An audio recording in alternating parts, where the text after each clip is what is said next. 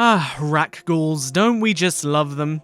I remember playing Knights of the Old Republic for the first time as a kid, going into the Undercity and meeting one of these diseased creatures for the first time.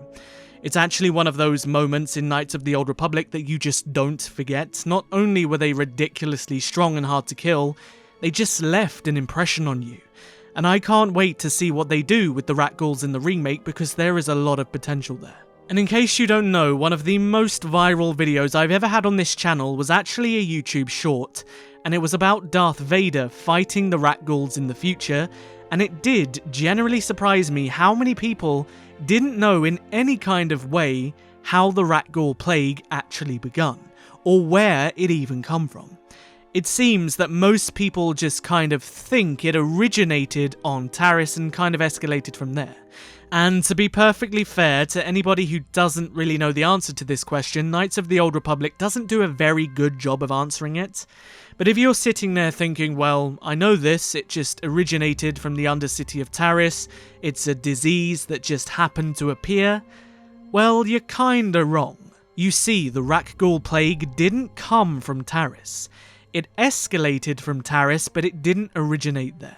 What if I told you that the Rakghoul Plague was actually a Sith weapon? Would you believe me? Of course you would, I'm 100% Star Wars, I wouldn't lie to you. All jokes aside, the Rakghoul Plague was specifically created by a Sith Lord that went all the way back to the dawn of the Sith themselves with the 100-year darkness and Ajunta Pall. In the early years of the Sith, Ajunta Pall had a number of dark Jedi exiles follow him into the Outer Rim until they found Korriban. And one of these exiles was a woman called Sauzas Sin, and another was a man known as Karness Murr. Sauzas Sin was essentially the architect of the earliest Sith alchemy, and one of her reasons for joining the Sith originally was because she just wanted to play around with life and death, and this eventually made her ways become even worse, and she started to pervert life.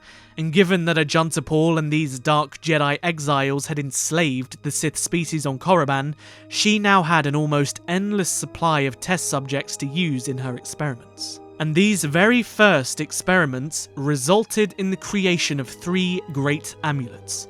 The first was created for Karness Murr, the second for a Sith Lord known as Remulus Draper, and the last was created for Sauzas Sin herself.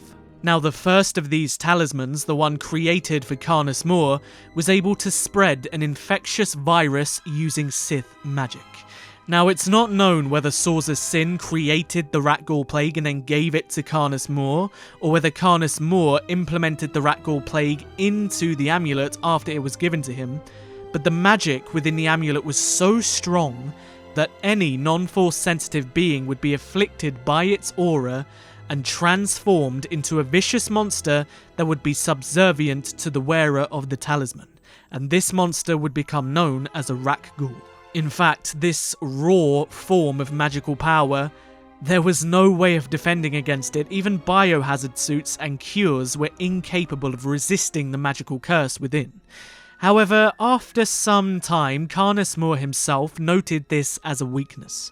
Not only were those who were sensitive to the Force almost immune to its magic, but without the talisman directly, he had no way of increasing his power and increasing his army. And so he used the magic within the talisman and somehow pulled it from the talisman itself and created a physical, corporeal virus that didn't rely on Sith magic itself. And with a physical virus to enact his will, almost every Force user was incapable of resisting a disease affliction.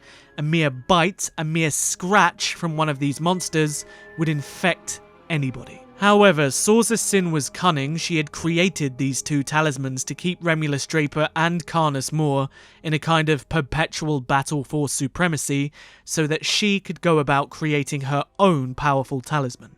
But that is a story for another time.